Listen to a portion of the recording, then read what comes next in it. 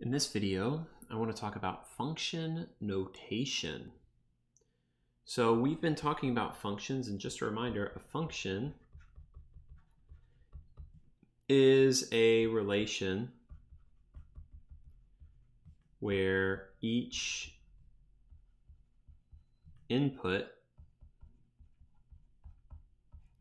has exactly one output, right? And what we've been doing really is a lot of it, we've been seeing the domain of a function and seeing the range, and then seeing the function that brings the domain onto the range. Well, now we're going to know the domain, or at least a value in the domain of our function. We're going to know the function, and using function notation to represent this, we're going to find what's in the range of my function. What's on the other side. So, and this might start looking a little bit more like algebra. So an example of function notation would be to say, I have f of x equal to 2x plus 1. Okay, so then in function notation, you would say, what is f of 3? Okay, now, here's where it gets a little tricky. You have probably been trained to see this right here as f times 3, right? And if this were an equation where I said f was an unknown, then yes, sure. But f of x, this is one entire variable. A lot of times we'll see y equal to f of x, right? When we say f of x, I just mean my output. So f of x, let's see if I can write this over here. X is the input. F of x is the output. F of x just means what you're doing to x to create the output, right?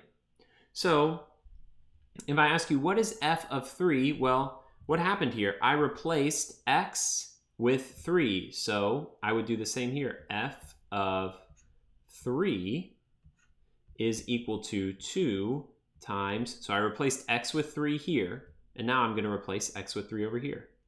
3 plus 1. And 2 times 3 plus 1, that's 6 plus 1, so f of 3 is equal to 7. That means that when my input is 3 and it goes through my function machine, my output is 7. So if I were to draw a mapping diagram, which we've done in the past, if I were to draw a mapping diagram, maybe here and here. Here's my domain. Oops. My domain.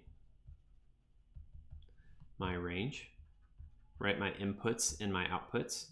We put in 3. We got out 7. And then what allowed that to happen? Well, it was my function.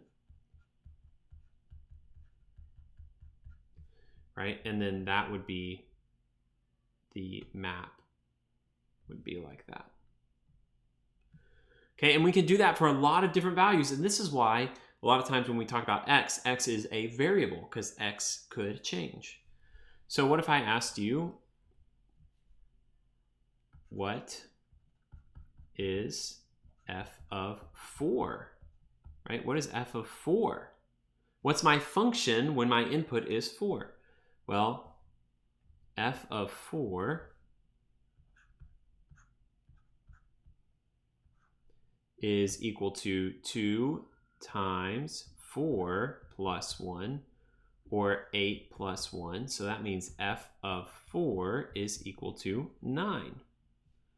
So then, when my domain is, the value in my domain is 4, the output in my range is 9. And we map that 4 onto that 9 with my function 2x plus 1. And there's infinite number of values in the domain, and for this example, infinitely many values in the range as well, right? We could do this for any number we wanted to. Now, something important that I want you to see is, what would this look like if we graphed it? What would it look like if we graphed it? Let me see if I can switch the screen properly.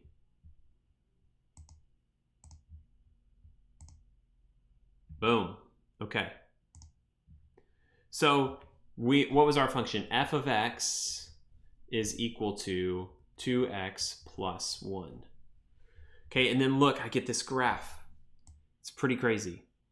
Now remember, we had said that f of 3, so I don't know how I can, let's, can we step 1? There we go. Okay, so f of 3, what was f of 3? F of 3 was 7. So this graph, 2x plus 1, should show that 3.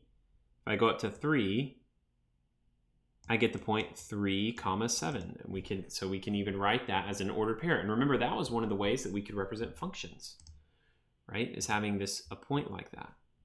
And then f of 4, well, f of 4, if you look at that, 4, 9 is also a value. 4, 9 is also a value.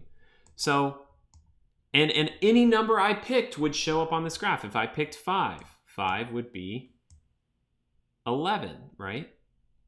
And then so on and so forth. So a graph, and we've already talked about this, a graph is another way to represent functions with x being the input and y being the output. And I think that's probably all about all you need to know about function notation. Function notation is when we take a value x, we evaluate our function using that value of x, and out comes our output, or y, or f of x. I hope that's helpful for you. And yeah, see you next video.